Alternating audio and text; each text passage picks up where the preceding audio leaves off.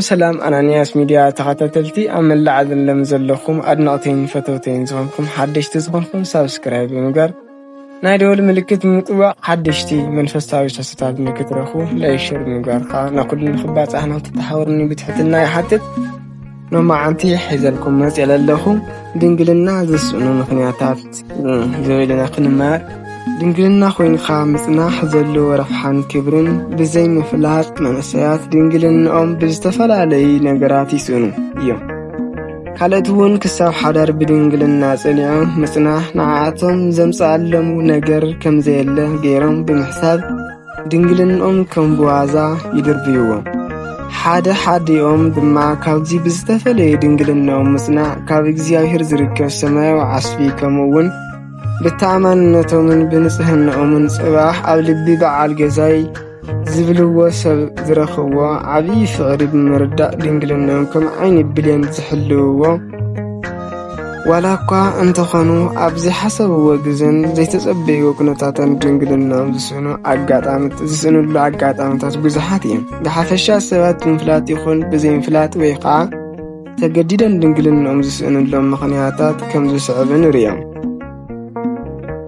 اتقدماي عقبال الناس زيولو مقري بعال ميا حكمنا اتقلاي قدم حدار ركاوي مفصام فقري تسمع يقبري الكام حساب اتسالساي لك زحالفه متنمان اتراوعي زتحال علامه زلوا انقدوت ويخعا قفيجا اتحمشاي دنجل مخان كم دحر بحال موصار اتشالشاي اطقاما تكنولوجي خا كمبيوتر وخا موبايل ناتمال وزته ترفه مالك احنا نريهم نما عنتي سلسته إنا نري اتقدم دمو نري اقباب نزيولو مخري بعالم يا حكمنا إنا خنري اوالد ابغي صقيات بمخنيات سمعن حمام سب مويات عنا حكمنا يما خرائي اتم سب موياون اتي حمام بسمعك زلو ركاوي سقا سلا زي تفصمي ايو اتحمام نكحادقكي ركاوي سقا كتفصمي عليكي بمبال አገልግሎት ምክሪ ህበዋን እዮም እተናዋለዱን በዚ ምክሪ እዚ ተደፋፊየን ኣብትዋን ጽግያት ካብ ዘጋጥምን ግዚያው ሕማም ክንክጋላገላ ክብላ ንዓመታት ብብዙሕ ፈተና ዝሓለፋሉ በእግዚአብሔር ዓስቢ ዝረኽባሉን ድንግልናን ብከንቱ ይጥፍኦ ሰይጣን ደቂ ሰባት ዘውድቐሉ መንገድታት ብዙሕ እዩ መናእሰያት ካብ ዝተቀደሰ ዕላምኦም ብዝተፈላለየ ምክንያት ንክወፁ ካብ ቅድስና ህይወት ካብ ዝተቀደሰ ዕላምኦም ዝተፈላልዩ ምክንያት ንክወፁ ካብ ቅድስና ህይወት ንክፍለይ ከምኡውን እግዚአብሔር ዝሓድሮም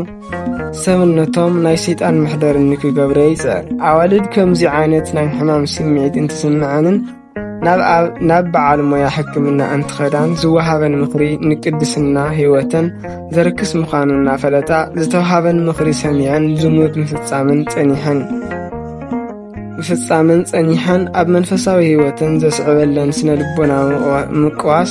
ካብቲ ናይ መጀመርታ ሕማምን ዝበኣሰ ምዃኑ ተገንዚበን ካብ ሓካይም ክወስዶ ዝግባእ ምክሪ ከም ዘሎ ኮይኑ ቅድስና ህይወትን ብዘይጎድል ክኸውን ኣለዎ 12 ዓመት ደም ዝፈሳ ዝነበረ ሰበይቲ ብህይወት ተጽኒሑ ዝፈወሰ ኣምላኽ ማቴዎስ 9 ካብ ቁጥሪ 20 እስካብ 22 ብእምነት ጸኒዕና ብምልማን ከም ዝፈውሱና ፈሊጥና ከምቲ ንሱ ይሓልየልኩም እዩሞ ንኹሉ ዘጨንቐኩም ኣብኡ ኣውድቕዎ ቀዳማይ ጴጥሮስ 5 ቁጥሪ 7 ዝተባሃለ ምድሓን ካብ ኢድ እግዚአብሔር ብቅድስና ምጽባይ ይሕሽ እቲ ኻልኣይ ኸዓ ቅድሚ ሓዳር ርካዊን ፍጻም ፍቕሪ ክጸንዕ ይገብር ኢልካን ሕሳብ እዩ ቅድሚ ሓዳር ዝግበር ርካዊ ስጋ ዘለዎ ጉድኣት ግንዛበ ዘይብሎም ክርስቲያን መንእሰያት ናብ ምትሕጽጻይ እንተምርሑ ኣብ ማእኸሎም ዘሎ ፍቕሪ ብዝበለጸ ክንከዓብን ዘለቐታት ኣብ ዘለዎ ናይ ሓባር ውሳነ ንምብጻሕ ብርካዊ ክፋለጡ ከም ዘለዎም ብምሕሳብ ይፍጽሙ ካልኦት ድማ ኣብ ማእኸሎም ዘሎ ፍቕሪ እናተዝሓሓለ እንትመጽእ ወይ ድማ ካብ ክልቲዮም እቲ ሓደ ልቡ እናርሓቐ ናብ ደገ እናርኣየ ነታ ኣብ ጥቕኡ ዘላ ትኩረት ዘይብሉ መሲሉ እንትርአ ናይ ዓርከን ልቢ ንምስሓብ ክብላ ዝወስዶ ፍታሕ ወይ ከዓ ሰሉሽን ፍቕሪ ንምሕዳስ ብዝብል ጉጉይ ኣረዳዳ ሩካቤ ይፍጽሙ። ይኹን ዳ እምበር ፍቕርና ንምሕዳስ ወይ ከዓ ዝበለጸ ንምጥንካር ብዝብል ኣብዘይ ግዚኡ ዝተፈጸመ ሩካቤ ናይ ቀደም ፍቕሮም ብዝበለጸ ከዘሓሕሉን ክሳብ መወዳእታ ክፈላለዩ ዝገብሮም እዩ። ካብ ስርዓትን ሕግን ወጻኢ ዝፍጸም ሩካቤ ጸኒሑ ኣብ ውሽጢ መንፈሳዊ ኾነ መሓራዊ ህይወት ዝለዓለ ውድቀት ዘብጽሕ ብምዃኑ ውጽኢቱ ተቓራኒ እዩ። ብምዃኑ እውን መንእሰያት ኣብ ማእኸሎም ዘሎ ፍቕሪ ንምጥንኻር ወይ ድማ ዝተዘሓሓለ ፍቕሮም ንምሕዳስ ብዝብል ግጉይ ኣተሓሳስባ ግቡእ ዘይኮነን ክብሪ ዘስእኖምን ሩካቤ ከም ፍጻም ንባዕሎም ክሕሉ ይግባእ። ቁጽረን ብዙሓት ዝኾነ ኣዋልድ ተንከባኻቢ ኣቦ ዘይብሉ ውሉድ ሒዘን እናተሰቃያ ዝነብራ ኣቐዲመን ዓርሰን ዘይሓለዋ እየን። ፍቕረኻ ንምሕዳስ መፍትሒ ዝኸውን ብዝሙት ዘይኮነስ ነንባዕልኻ ብጸሎት ብምትሕስሳብ ንባዕልኻ ንእግዚኣብሔር ተገዛኢ ብምግባርን ከምኡውን ብጽቡቕ ናይ ፍቕሪ ህይወቶም ኣረኣያ ዝኾኑ ሰባት ብምኽታልን እዩ። ካብዚ ብተወሳኺ እውን ኣብ ማእኸሎም ዝተፈጠረ ምጽንዛሓል ፍቕሪ እንተሃለወካ ከም ክርስቲያን ብግልጺ ብምያጥ ናይ ቅዱሳት መጻሕፍቲ ኣስተምህሮ መሰረት ብምግባር መፍትሒ ምቕማጥ ይግባእ።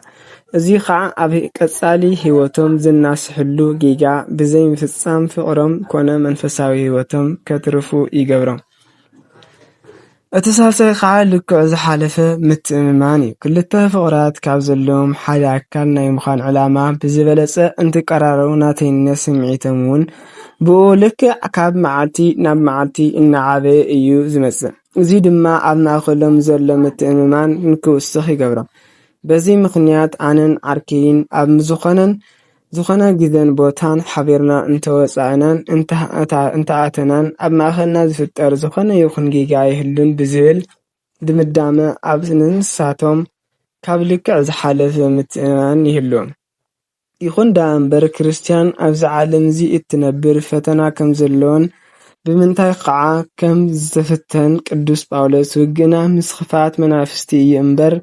ምስ ስጋን ደምን ኣይኮነን ብምባል ነጊሩና እዩ። ኤፌሶን ምዕራፍ 6 ቁጥሪ 12።